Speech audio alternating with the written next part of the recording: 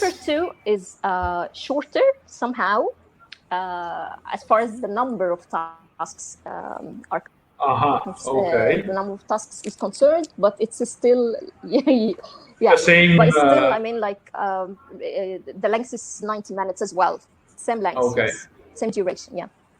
So the first task is related to assessment, and in this task you are given a context, okay, and like for example, it tells you that this is a student who's sitting for is doing a placement test, for example, and you know the level of the student, and then it gives you a test, okay, and then you have to evaluate this test according to the purpose. So if it says that it's a placement test, so do you think that it's really good for I mean as a placement test for that level of students or not? Is it effective or not? Okay, so you start to comment on the effectiveness of that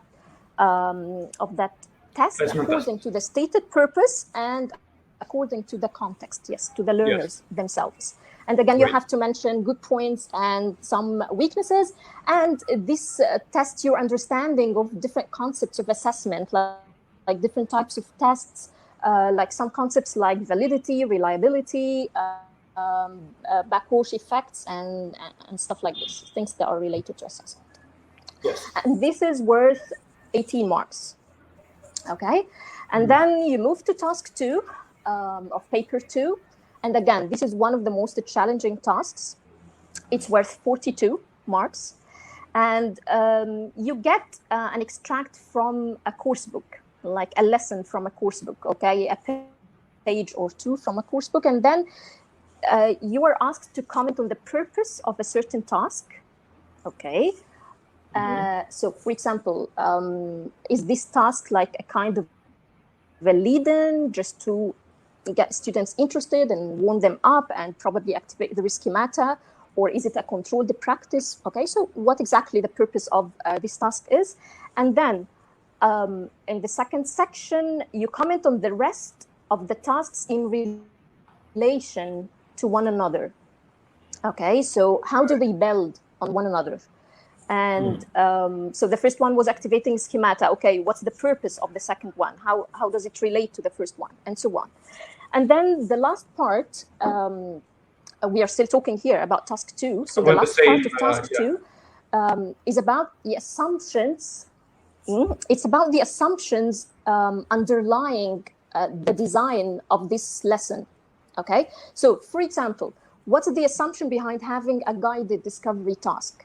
Okay, it's because we believe that when you are cognitively engaged in a task, this makes you allows you to retain the information and learn better and so on. So this is the assumption behind designing this task.